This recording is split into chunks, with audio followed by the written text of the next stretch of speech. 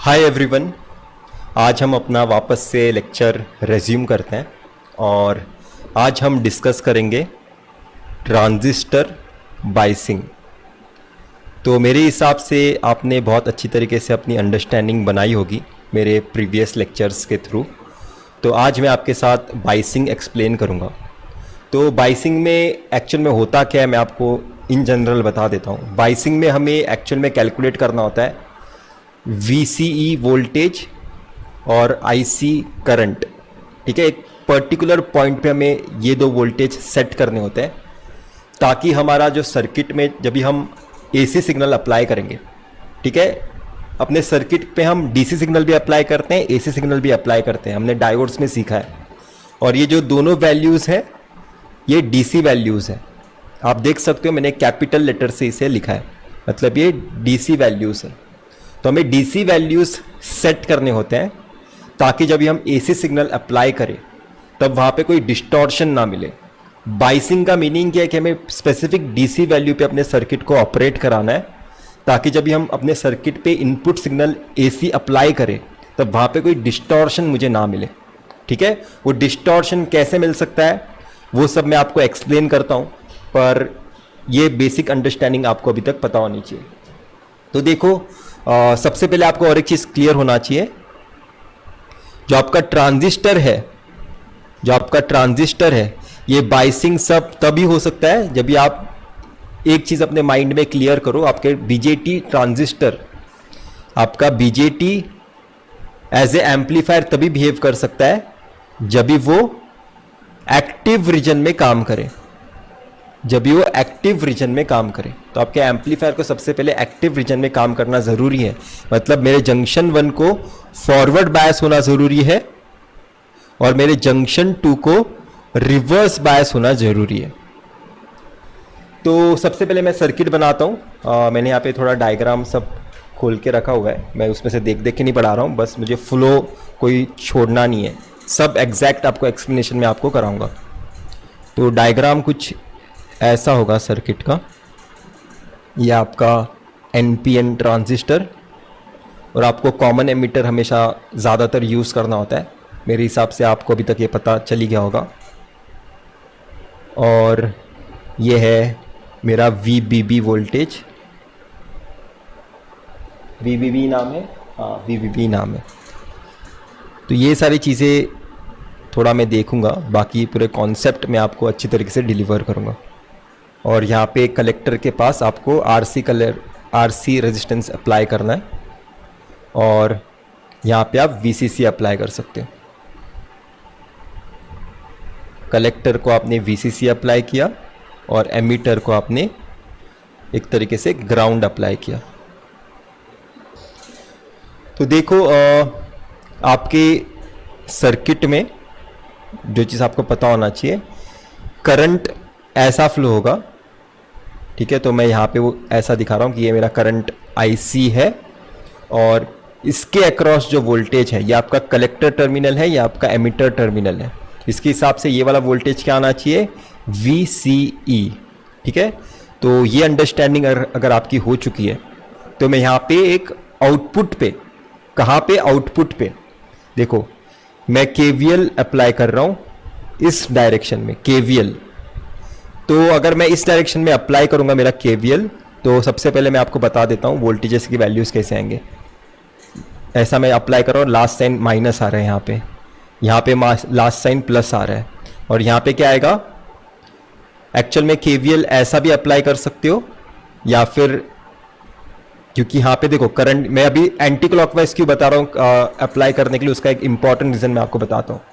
आपका जो current IC है उसका डायरेक्शन ऐसा है, आपके करंट IC की डायरेक्शन ऐसी है, इसलिए मेरे हिसाब से अगर आप एंटी क्लॉकवाइज KVL अप्लाई करोगे तो ज़्यादा बेटर होगा। आप क्लॉकवाइज भी अप्लाई कर सकते हो, तब आपको -IC करंट की वैल्यू लेनी होगी, मतलब करंट को माइनस से मल्टीप्लाई करना होगा, फिर वो उस डायरेक्शन में जाने वाला करंट बन जाएगा। पर अभी के लिए मैं क्या इस डायग्राम के हिसाब से बता रहा हूँ कि आपको KVL एंटी क्लॉकवाइज लगाना है।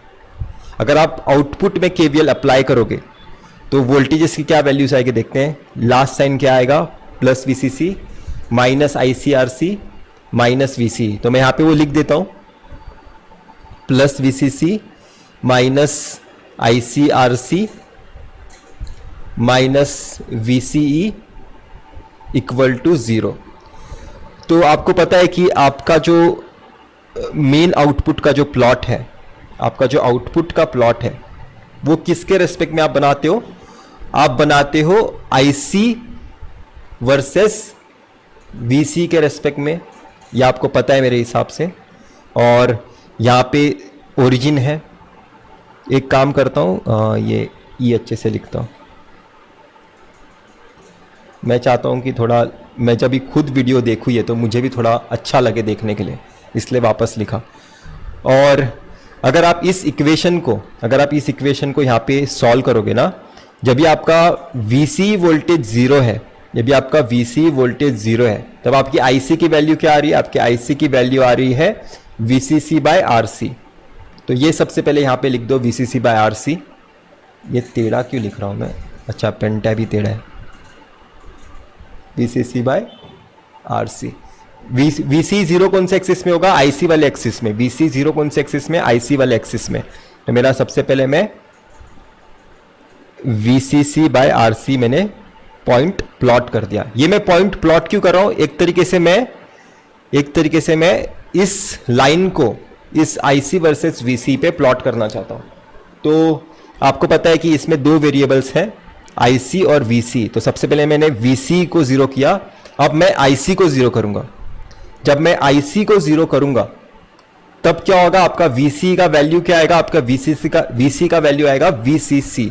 तो मैंने यहां पे आपका IC इक्वल टू 0 वाला कौन सा लाइन है? आपका IC इक्वल टू 0 वाला लाइन ये वाला ही लाइन है। तो मैंने VC पे मैंने VCC पॉइंट बता देता हूं। तो ये रहा वो VCC पॉइंट। अगर आप इन दोनों पॉइंट्स को ज्वाइन करोगे ना, तो ये लाइन, ये जो आपने लाइन ड्रॉ की है और उसके लिए जो आपने एनालिसिस की है, उसे हम नाम देते हैं लोड लाइन एनालिसिस। ठीक है, लोड लाइन एनालिसिस आपने कैसे बनाई? आउटपुट में इक्वेशन, आपने आउटपुट पे एनालिसिस की। आउटपुट क्यों बोल रहा हूं? आपका ये वाला जो लूप है वो आउटपुट लूप है। आपने एक तरीके से आउटपुट में एनालिसिस की और लोड लाइन ड्रॉ किया। अब आपको क्या करना है? अलग अलग VBB के वैल्यू पे, जैसे जैसे मेरा VBB वैल्यू वैरी करूंगा, मैं आपको एक चीज बता देता हूं। यहां पे से जो करंट फ्लो होगा वो कौन सा करंट होगा? आपका IB करंट होगा। तो मैं क्या बता रहा हूं, जैसे आप VBB वोल्टेज वैरी करोगे वैसे वैसे मैं बोल सकता हूं मेरा IB करंट वैरी होगा। और IC मेरा IB पे डिपेंडेंट है, तो मेरा IC करंट भी वैरी होगा। तो मैं बोलना क्या चाहता हूं, इक्वेशन क्या है? IC equals to beta times IB। ठीक है, बीटा टाइम्स IB। अगर आपका यहां पे मैं डिपेंडेंस इग्नोर कर रहा हूं, या फिर आप डिपेंडेंस भी ले सकते हो जंक्शन 2 का। आपको पता है कि ये इक्वेशन के आगे और एक टर्म आता है 1 प्लस बीटा ICBO, वो वाला टर्म भी आता है, मेरे हिसाब से आपको पता होना चाहिए। तो वो वाला मैं इग्नोर कर रहा हूं अभी के लिए, या फिर कंसीडर कर ही लो। ये वाला मैंने पहले भी ड्रॉ किया हुआ है, तो मेरे हिसाब से आपको कुछ प्रॉब्लम नहीं होगा। तो मैं यहां पे इस तरह से बना रहा हूं।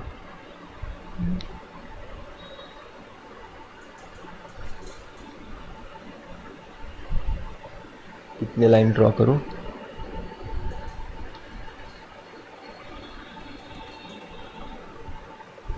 तो देखो, ये एक VBB वैल्यू के लिए है, और जैसे मेरा VBB बड़ा, मेरा VBB 2 मेरा VBB 1 से बड़ा है, और मेरा VBB 3 मेरा VBB 2 से बड़ा है, और मेरा VBB 4 मेरा सारे VBB से बड़ा है। तो ये वाला मैंने आपको ड्रॉ करके बताया था, और आप देख सकते हो इस दोनों ग्राफ का, एक ग्रीन प्लॉट का और मेरे इस लोड लाइन का इंटरसेक्शन जो है वो सारे हैं Q पॉइंट्स। आपका VBB एक फिक्स वैल्यू होगा, तो आप जैसा VBB फिक्स करोगे उसके हिसाब से आपको इंटरसेक्शन मिलेगा इस लोड लाइन में। समझो कि आपने VBB 4 यहां पे अप्लाई किया, तो आपके सर्किट में जो करंट फ्लो होगा वो ये वाला वैल्यू होगा, और आपके VC का जो वैल्यू होगा वो ये वाला कुछ वैल्यू होगा। ठीक है, तो आप जैसा VBB अप्लाई करोगे उसके हिसाब से आपको यहाँ पे इंटरसेक्शन मिलेगा। आपने VBB 2 अप्लाई किया यहाँ पे, तो आपको इंटरसेक्शन यहाँ पे मिलेगा। तो यहाँ पे देख सकते हो, यहाँ पे बहुत सारे क्यू पॉइंट्स मैंने बनाए हैं, उसे मैं रेड पेन से लिखता हूँ। क्यू पॉइंट्स, ये है आपका Q1, ये है आपका Q2, ये है आपका Q3 और ये है आपका Q4। अगर आपने समझो Q4 पे आपका मतलब Q4 आपने सेलेक्ट किया, आपने Q पॉइंट Q4 सेलेक्ट किया इस सर्किट के लिए। मैंने क्या बताया था, बाइसिंग करना बहुत ज़्यादा ज़रूरी है, नहीं तो आपका आउटपुट में डिस्टॉर्शन आपको मिल सकता है। तो देखो आपके सर्किट में ना मैक्सिमम करंट कितना फ्लो हो सकता है, आपके सर्किट में मैक्सिमम करंट कितना फ्लो हो सकता है अगर मैं आपको पूछूं तो वो क्या होगा। तो एक तरीके से आपको पता होना चाहिए, ये जो आपने वैल्यू यहाँ पे लिखा है VCC/RC, ये जो आपने लिखा है VCC/RC, ये मैक्सिमम करंट की वैल्यू है, ये मैक्सिमम करंट की ही वैल्यू है। मतलब आपके सर्किट में मैक्सिमम करंट इतना ही फ्लो हो सकता है। तो अगर आप समझो कि आपने यहां पे एक क्यू पॉइंट अप्लाई किया, यहां पे आपने क्यू पॉइंट मतलब सेट किया है और आपका VC इस तरह से कुछ वैरी हो रहा है, आपका VC कुछ इस तरीके से वैरी हो रहा है। एक्चुअल में यहाँ पे 180 डिग्री फेस शिफ्ट है शायद से, अभी वो मुझे एग्जैक्टली याद नहीं है क्योंकि मैंने इक्वेशंस अभी तक सॉल्व नहीं किए। ठीक है, तो एक तरीके से मैं ये आगे एनालिसिस करने वाला हूँ जहाँ पे AC सिग्नल भी अप्लाई करूँगा, गेन निकालूंगा तो मुझे एग्जैक्टली पता चलेगा। समझो कि आपने यहाँ पे एक AC सिग्नल अप्लाई किया जो इन दोनों पॉइंट्स के बीच में वैरी कर रहा है। ठीक है, इन दोनों पॉइंट्स के बीच में वैरी कर रहा है, तो वो दो पॉइंट्स मैं यहाँ पे बना देता हूँ और ये वाला पॉइंट यहाँ पे बना देता हूँ। तो देखो आपका जो आउटपुट होगा ना करंट, वो कुछ इस तरीके से इन दोनों पॉइंट्स के बीच में वैरी करेगा। राइट, आपने जो बाइसिंग पॉइंट चूज किया, यहाँ पे मेरे हिसाब से बहुत ज़्यादा गिचमिड हो गई है, मैं ये दूसरे स्लाइड में बनाता हूँ ताकि आपको अच्छी तरीके से समझा पाऊँ मैं क्या बताना चाहता हूँ।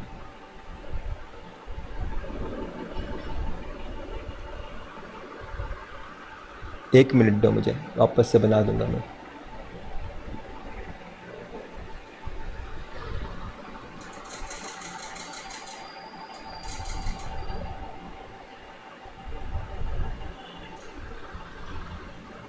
ठीक है, यहां पे देखो, अगर समझो कि आपने ये वाला क्यू पॉइंट सेलेक्ट किया, ये वाला पर्टिकुलर क्यू पॉइंट सेलेक्ट किया जिसका नाम आपने क्या दिया था, Q4। तो इस Q4 के हिसाब से आपका जो आउटपुट करंट है, अगर समझो कि आपका ऐसा आपने AC सिग्नल अप्लाई किया है, इस Q पॉइंट को यहाँ पे देखो, यहाँ पे है और ये उसका मैक्सिमम वैल्यू है, और आपके Q पॉइंट के हिसाब से आपका जो एम्पलीफिकेशन आपको मिला है वो कुछ इस तरीके का मिला है। आपका एम्पलीफिकेशन आपको कुछ इस तरीके का मिला है। आपने जो AC सिग्नल अप्लाई किया उसके हिसाब से जो आपको IC करंट मिला वो एम्पलीफाई होकर इस तरह से मिला। पर इसका IC का मैक्सिमम वैल्यू कहाँ तक है, IC का मैक्सिमम वैल्यू कहाँ तक है, मैं क्या बोलने आता हूँ, IC का मैक्सिमम वैल्यू यहाँ तक ही है, VCC/RC तक। तो होगा क्या कि ये वाला जो ऊपर का पार्ट है, कौन सा वाला ऊपर का पार्ट, ये वाला जो ऊपर का पार्ट है वो कट हो जाएगा, एक तरीके से वो वाला कट हो जाएगा। ये मैंने आपको एक्सप्लेन किया है, BJT में एक्सप्लेन किया है, तो मेरे हिसाब से आपको ये पता होना चाहिए। मैंने यहाँ पे आपको बताया था कि कितना इंपॉर्टेंट होता है प्रॉपर तरीके से क्यू पॉइंट सेलेक्ट करना, क्योंकि आपने बहुत ही ऊपर क्यू पॉइंट सेलेक्ट किया, इस वजह से जो ऊपर वाला जो पॉजिटिव हाफ साइकिल होगा, पॉजिटिव हाफ साइकिल में क्लिपिंग होने के चांसेस है। Q4 के कारण पॉजिटिव हाफ साइकिल मैं लिख रहा हूं यहाँ पे, जो भी मैं एनालिसिस कर रहा हूं वो मैं यहाँ पे लिख भी रहा हूं, तो ये आप भी लिख सकते हो। Q4 के कारण आपके पॉजिटिव साइकिल में डिस्टॉर्शन हो सकता है, डिस्टॉर्शन। अगर आपने Q1 जैसा आप क्यू पॉइंट सेलेक्ट किया है, फिर Q2 जैसा क्यू पॉइंट सेलेक्ट किया, तो उसके कारण क्या होगा, नेगेटिव साइकिल में डिस्टॉर्शन हो सकता है। ये आप लिख सकते हो, नेगेटिव साइकिल में डिस्टॉर्शन होने के चांसेस है। तो एग्जैक्ट मेरे हिसाब से आपको middle of the load line में क्यू पॉइंट सेलेक्ट करने की कोशिश करनी चाहिए। तो इसमें बेस्ट ऑप्शन क्या होगा, ये मैं Q3 मेरे लिए बेस्ट क्यू पॉइंट होगा, जहां पे मैं अपने सर्किट को बायस कर सकता हूं। तो Q3 मिलने के लिए मुझे अपने सर्किट को VBB कितना अप्लाई करना पड़ेगा, मेरे को VBB 3 अप्लाई करना पड़ेगा। तो इस तरह से आप डिटरमाइन करते हो कि आपको कौन सा वोल्टेज अप्लाई करना है इनपुट पे, कौन सा डीसी वोल्टेज अप्लाई करना है, ताकि आपके आउटपुट में आपको डिस्टॉर्शन ना मिल सके, कोई भी पॉजिटिव साइकिल क्लिप ना हो सके या फिर नेगेटिव हाफ साइकिल क्लिप ना हो सके। हमेशा बीच वाला क्यू पॉइंट हम सेलेक्ट करते हैं। तो मेरे हिसाब से ये आपको समझ गया होगा। अब आगे का बताता हूं क्यू पॉइंट के रेस्पेक्ट में। देखो, क्यू पॉइंट आपने सेलेक्ट कर लिया, पर मेरे हिसाब से फिर भी आपको पता होना चाहिए क्यू पॉइंट दो तरीके से अभी भी आपके सर्किट में प्रॉब्लम क्रिएट कर सकता है, क्योंकि आपके सर्किट में मैक्सिमम पैरामीटर्स टेम्परेचर पे डिपेंडेंट है। तो आपका क्यू पॉइंट में फिर भी वेरिएशन होना पॉसिबल, मतलब आपने सेलेक्ट तो किया था एक पर्टिकुलर क्यू पॉइंट, पर अगर आपके सर्किट के आसपास अगर टेम्परेचर वेरी हो रहा है तो आपका क्यू पॉइंट वेरी करेगा। टेम्परेचर इसलिए हमेशा हर क्वेश्चन में एक फिक्स दिया जाता है कि रूम टेम्परेचर पे आप अपना पूरा एक्सपेरिमेंट कर रहे हो, तो टेम्परेचर फिक्स करना बहुत ज़्यादा ज़रूरी है। जैसे आप टेम्परेचर वेरी करोगे आपका क्यू पॉइंट भी वेरी होगा। और एज्यूम करो कि आपने transistor, same kind of transistor है, पर एक ट्रांजिस्टर को निकाल के दूसरा ट्रांजिस्टर वहां पे लगा दिया, तो उसके कारण भी आपका क्यू पॉइंट वेरी हो सकता है। आपने ट्रांजिस्टर वेरी कर दिया, क्योंकि हो सकता है उस ट्रांजिस्टर का बीटा वैल्यू अलग हो, ट्रांजिस्टर का बीटा वैल्यू अलग हो। तो टेम्परेचर और बीटा वैल्यूज हैं जो दो चीज़ें हैं जिसके बारे में हमें टेक केयर करने की ज़रूरत है क्यू पॉइंट सेट करने के बाद भी। तो अभी मैं आपको बताता हूं टेम्परेचर डिपेंडेंस क्या है मेरे आईसी का। देखो, एक तो आपका क्यू पॉइंट वैरी हो सकता है, जिस वजह से आपका सर्किट में तो भी डिस्टॉर्शन आ जाएगा, या फिर आपके सर्किट में करंट ही खुद वैरी हो सकता है। आपने क्यू पॉइंट तो फिक्स कर दिया, पर शायद से आपका आईसी करंट खुद वैरी हो सकते हैं। तो आईसी करंट कैसे कैसे वैरी हो सकते हैं आपको पता होना चाहिए। आईसी यहां पे लिख सकते हैं क्यू पॉइंट वेरिएशन कौन कौन से पैरामीटर्स पे डिपेंडेंट है।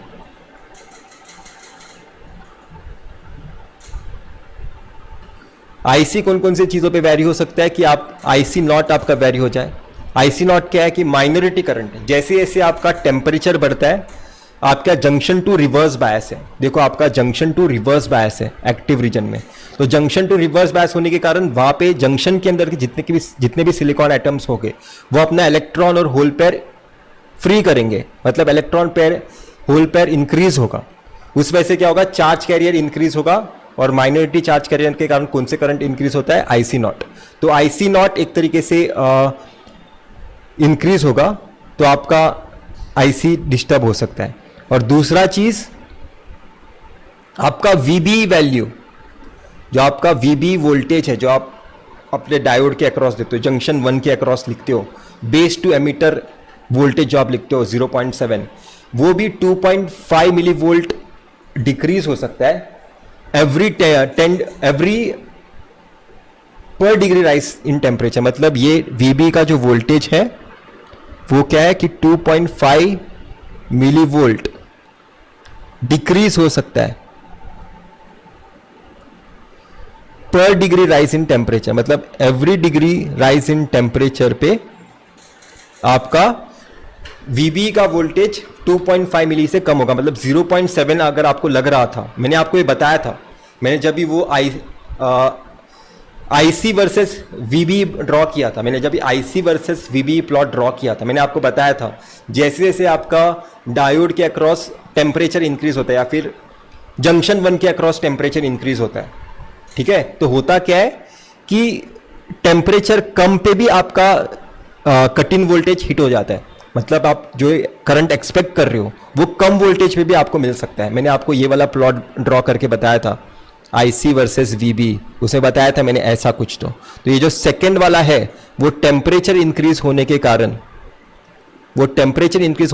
क्या हुआ कि उसका कट इन वोल्टेज कम हो गया। पहले उसका कट इन वोल्टेज ये था, पर अभी उसका कट इन वोल्टेज ये हो गया है। तो ये चीज मैंने आपको पहले भी एक्सप्लेन की है, बस इसका वैल्यू मुझे थोड़ा डाउट था। तो 2.5 milli volt degree Celsius milli volt से कम होगा for every degree rise in temperature. और कौन से वैल्यू पे मेरा आईसी डिपेंडेंट है, अगर आपका बीटा वैरी हो रहा है, ठीक है, आपका बीटा टेम्परेचर के साथ इंक्रीज होता है, beta increases with increase in temperature. तो ये कुछ चीज़ें हैं, आपका क्यू पॉइंट वेरी हो सकता है टेम्परेचर के बेसिस पे, और क्योंकि आपके सर्किट में ट्रांजिस्टर है और ट्रांजिस्टर टेम्परेचर पे डिपेंडेंट है, तो टेम्परेचर वेरी होगा, करंट वेरी होगा, करंट वेरी होगा, क्यू पॉइंट भी वेरी हो जाएगा। और आपका ट्रांजिस्टर का अगर आपने ट्रांजिस्टर चेंज कर दिया तो आपका बीटा वैल्यू भी चेंज हो सकता है, जिस वजह से क्यू पॉइंट आपका वेरी हो सकता है। ये चीज़ मैंने आपको एक्सप्लेन किया। आईसी करंट आपका आईसी नॉट पे डिपेंडेंट है, वीबी पे डिपेंडेंट है, बीटा पे डिपेंडेंट है। तो एक तरह से मुझे स्टेबिलिटी निकालना पड़ेगा। मैं चाहता हूं कि मैं अपने सर्किट को कितना स्टेबल सर्किट है उसके बेसिस पे क्लासीफाई कर सकूं। मतलब मैं बहुत सारे आपको बाइसिंग के टाइप्स बताने वाला हूं, fix biasing, voltage division biasing, ऐसे बहुत सारे मैं आपको बाइसिंग के टाइप्स बताऊंगा। और उन सारे बाइसिंग में से कौन सा बाइसिंग सबसे बेस्ट है मेरे लिए, उसका क्या एडवांटेज होगा, वो मैं किसी तो नंबर से मुझे मेजर करना है, राइट। तो वो नंबर क्या क्वांटिफाई मैं कैसे करूंगा, स्टेबिलिटी फैक्टर से। मैं यूज करूंगा स्टेबिलिटी फैक्टर। तो देखो, जब भी आपका स्टेबिलिटी फैक्टर, आपका आईसी वैरी हो रहा है on the basis of IC not, जब आपके सर्किट में वीबीई कांस्टेंट है और बीटा भी कांस्टेंट है, तो हम इसे स्टेबिलिटी फैक्टर 1 कहते हैं या फिर 0 कहते हैं, समझ सकते हो। और स्टेबिलिटी फैक्टर 1 कब होगा, जब ये आपका आईसी वैरी हो रहा है with respect to voltage VBE, तब हम इसे स्टेबिलिटी फैक्टर 1 कहते हैं। और ये क्या होगा, जब मेरा आईसी नॉट और मेरा बीटा कांस्टेंट होगा। और स्टेबिलिटी फैक्टर डबल डैश कब होगा, जब मेरा आईसी वैरी हो रहा है विथ रेस्पेक्ट टू बीटा। और इसमें क्या होगा कंडीशन, जब मेरा आईसी नॉट और मेरा वीबीई कांस्टेंट है। तो ये 3 फैक्टर्स हैं जो आप चेक कर सकते हो अपने बाइसिंग को क्लासीफाई करने के लिए। मतलब बाइसिंग जब भी आप देखोगे, हम स्टेबिलिटी फैक्टर वहाँ पे चेक करेंगे और वहाँ पे हम इसे क्वांटिफाई कर सकते हैं और डिसीजन ले सकते हैं कि मुझे कौन सा बाइसिंग यूज़ करना चाहिए। तो डेरिवेशन बताता हूँ एक स्टेबिलिटी फैक्टर का। आपको आईसी का इक्वेशन पता होगा। आईसी क्या है, beta times I B plus 1 plus beta times IC naught, right. IC naught ये मैंने आपको डिराइव करके बताया था, ये मैंने आपको एक्सप्लेन करके बताया था। तो मेरे हिसाब से आप वापस मुझे एक्सपेक्ट नहीं करोगे कि मैं आपको ये वापस लिख के बताऊं। तो आप यहां पे अगर इसे डेरिवेट करोगे विथ रेस्पेक्ट टू, अगर आपने इस पूरे इक्वेशन को लेफ्ट साइड में भी और राइट साइड में भी आईसी से ही डेरिवेट किया, तो यहां पे क्या होगा, लेफ्ट साइड में 1 बन जाएगा और बीटा कांस्टेंट है, तो do I B by do I C, ठीक है। और 1 प्लस बीटा भी एक तरीके से कांस्टेंट ही वैल्यू होगा, तो do I C not by dough I C. अगर मैं आपको बताऊं कि मैं इस पर्टिकुलर पार्ट को फिक्स रखना चाहता हूं और बाकी पूरे पार्ट को लेफ्ट साइड में करना चाहता हूं, तो वो कैसे करूंगा मैं, 1 माइनस बीटा टाइम्स डो I B by I C हो गया। मैंने क्या किया, ये पर्टिकुलर पार्ट को लेफ्ट साइड में कर दिया। उसके बाद मैं क्या करूंगा, ये वाले पार्ट को नीचे डिनोमिनेटर में लेके जाऊंगा। 1 plus beta times is equal to डो I C not by dough I C. आपको पता होगा स्टेबिलिटी फैक्टर क्या है, डो I C by dough I C naught, ठीक है। आईसी ऊपर होना चाहिए, आईसी नॉट नीचे होना चाहिए। तो मेरे हिसाब से मुझे इसका रेसिप्रोकल लेना जरूरी है, तो वो मैं इस तरह से लूंगा, डो I C by dough I C naught is equal to 1 plus beta by 1 minus beta डो I B by dough I C, ठीक है। तो इस तरह से आप अपने कॉमन एमिटर एम्पलीफायर में स्टेबिलिटी चेक कर सकते हो। ये क्या है, आपका स्टेबिलिटी का इक्वेशन ही है, ये आपका स्टेबिलिटी का ही इक्वेशन है। तो इस तरह से आप अपने कॉमन एमिटर एम्पलीफायर में स्टेबिलिटी चेक कर सकते हो। इसे आप एस लिख सकते हो। मैं अभी ज़्यादा गिचमिट नहीं करने आता इस स्लाइड में, ज़्यादा भरना नहीं चाहता हूँ, तो बहुत ज़्यादा मुझे ख़राब लगता है जब बहुत ज़्यादा स्लाइड्स में बहुत सारी चीज़ें होती हैं। तो अभी हम बाइसिंग सर्किट के टाइप्स देखते हैं, कितने बाइसिंग के टाइप्स हैं, ये आप कब यूज़ करोगे। मैंने आपको बताया कॉमन एमिटर में आप आसानी से यूज़ कर सकते हो। एस क्या है, स्टेबिलिटी फैक्टर क्या है, मैं यहाँ पे लिख देता हूँ वापस से, डो I C by dough I C naught. तो एक तरीके से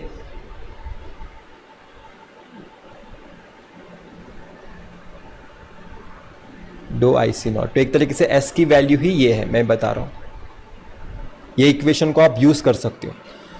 तो अभी मैं क्या करूंगा, बाइसिंग सर्किट्स के टाइप्स बताऊंगा आपको। बाइसिंग सर्किट मतलब कितने तरह से एक सर्किट बायस हो सकता है। तो सबसे पहले आज जो मैं इस लेक्चर में कवर करूंगा वो होगा फिक्स्ड बाइसिंग, वो होगा फिक्स्ड बाइसिंग। मैं सर्किट ड्रॉ कर लेता हूं सबसे पहले। फिक्स्ड बाइसिंग में होता क्या मैं आपको बताता हूं, ये किस तरह से डिफरेंट है बाकी बाइसिंग सर्किट से।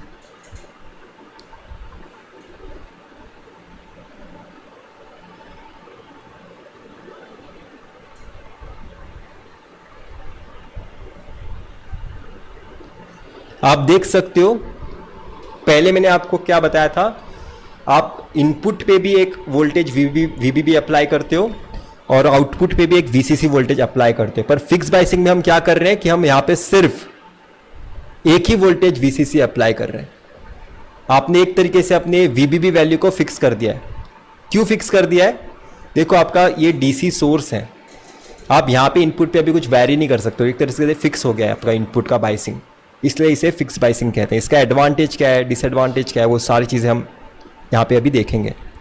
सबसे पहले मेरे हिसाब से हमें क्या करना चाहिए, इसमें इक्वेशंस लिखने चाहिए, इक्वेशंस। तो सबसे पहले आउटपुट का इक्वेशन लिखता हूँ, जब इस सर्किट में इस तरह से आईसी करंट मेरा फ्लो होगा तो इस डायरेक्शन में केवीएल अप्लाई करो। क्या आएगा, VCC minus ICRC minus VCE is equal to 0। तो अगर आप आईसी करंट का इक्वेशन देखोगे तो वो क्या आएगा, VCC minus VCE by RC. तो अगर आप इस इक्वेशन में देखोगे, आपका आईसी करंट जो है, अगर आप इस इक्वेशन को देखोगे, सबसे पहले मैं क्यू पॉइंट डिफाइन करता हूं, फिर मैं आपको बताता हूं कि मैं एग्जैक्टली क्या करना है। तो जो आपका जो भी आईसी है वही आपका आईसी क्यू भी होगा, क्योंकि आप यहाँ पे आईसी क्यू आपके इनपुट वोल्टेज के बेसिस पे चेंज नहीं कर सकते, वो फिक्स हो चुका है। तो यही आपका आईसी क्यू है। और आपको क्या कैलकुलेट करना है, वीसीई भी कैलकुलेट करना है। तो वीसीई कैसे कैलकुलेट करेंगे, वीसीई के लिए मैं हिसाब से ये इक्वेशन लेता हूँ। वीसीई क्या होगा, वीसीसी माइनस आईसीआरसी। तो एक तरीके से मैं वीसीई के लिए ये इक्वेशन यूज कर रहा हूँ और मैं इनपुट पे भी एक बार केवीएल अप्लाई करता हूँ, इनपुट पे केवीएल। तो वो क्या आएगा, इनपुट पे केवीएल अप्लाई करने पे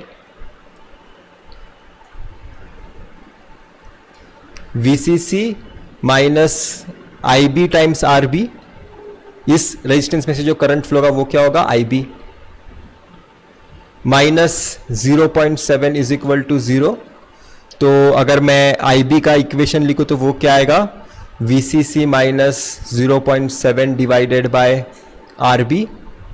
और अगर मैं इस आईबी को बीटा से मल्टीप्लाई कर दूं तो वो क्या आएगा, मेरा आईसी करंट, वो क्या आएगा, मेरा आईसी करंट। तो ये मैं इसे आईसी क्यू नाम दे रहा हूं और इसे मैं वीसीई क्यू नाम दे रहा हूं। ये दोनों मेरे क्यू पॉइंट्स मुझे बता रहे हैं इस सर्किट में।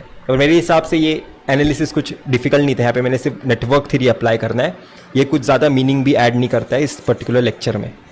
इस लेक्चर में अगर मैं आपको कुछ इंपॉर्टेंट चीज़ एक्सप्लेन कर सकता हूँ तो वो होगा स्टेबिलिटी फैक्टर एस। तो स्टेबिलिटी फैक्टर एस का सबसे पहले मुझे डेफिनेशन देखना चाहता हूँ, जो मैंने डिराइव किया था पीछे।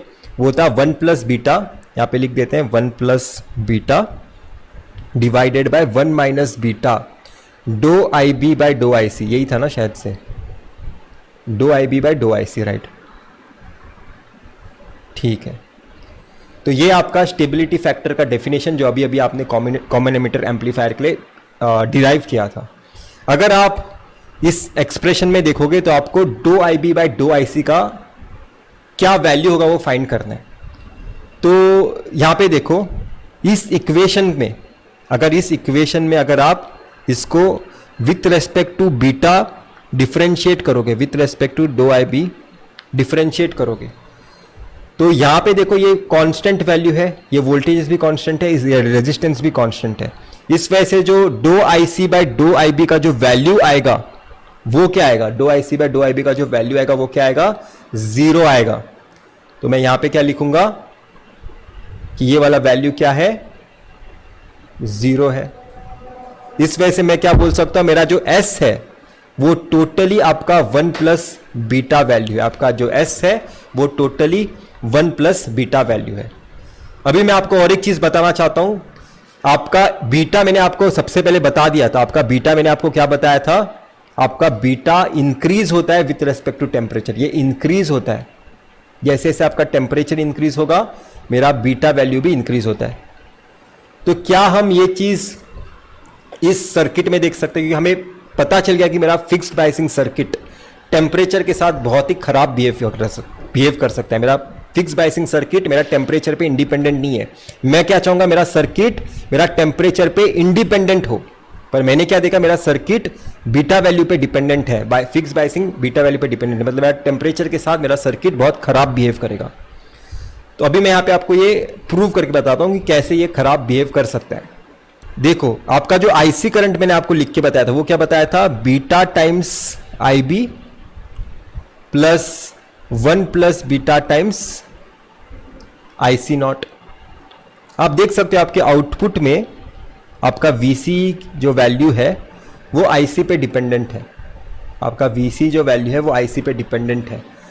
तो यहां पे मैं आपको बताना क्या चाहता हूं, जैसे जैसे आपका टेम्परेचर इंक्रीज होगा, जैसे जैसे आपका टेम्परेचर इंक्रीज होगा आपका आईसी नॉट इंक्रीज होगा, और जैसे जैसे आईसी नॉट इंक्रीज होगा आपका आईसी वापस इंक्रीज होगा, और जैसे जैसे आपका आईसी इंक्रीज होगा, मैंने क्या बोला वापस सुनो, जैसे जैसे आपका टेम्परेचर इंक्रीज होगा आपके सर्किट के अक्रॉस तो आईसी नॉट इंक्रीज होगा, क्योंकि माइनॉरिटी कैरियर्स इंक्रीज हो गए जंक्शन 2 में। जंक्शन 2 में माइनॉरिटी कैरियर्स इंक्रीज हो गए, silicon atoms electron hole pair generate करेंगे। जंक्शन 2 क्या है, रिवर्स बायस है। तो रिवर्स बायस में माइनॉरिटी करंट फ्लो होता है, तो मेरा आईसी नॉट टेम्परेचर के साथ इंक्रीज होगा, जो वापस से मेरा आईसी इंक्रीज करेगा। जैसे कलेक्टर करंट आईसी इंक्रीज हो रहा है, वापस से मेरा टेम्परेचर इंक्रीज हो रहा है, वापस से मेरा आईसी नॉट इंक्रीज हो रहा है, वापस से मेरा आईसी इंक्रीज हो रहा है, वापस आईसी इंक्रीज होने के बाद वापस से टेम्परेचर इंक्रीज हो रहा है। इस तरह से मेरा फिक्स बायसिंग थर्मल रनअवे में जा सकता है। थोड़ा भी आपने टेम्परेचर वैरी किया, इंक्रीज किया, तो वो हमेशा अपना टेम्परेचर इंक्रीज ही करते रहेगा खुद ब खुद। इस तरह से मेरा फिक्स बायसिंग थर्मल रनअवे में जा सकता है। वही मैंने यहाँ पे पाया, 1 plus beta, beta value increases with temperature. तो मैंने आपको कुछ चीज़ें एक्सप्लेन की इस लेक्चर में। हम और बायसिंग के टाइप्स नेक्स्ट लेक्चर में डिस्कस करेंगे। तो थोड़े कंट्रोवर्सीज में हम बिजी थे, पर अभी हम वापस से रेज्यूम करें अपने लेक्चर्स। Thank you.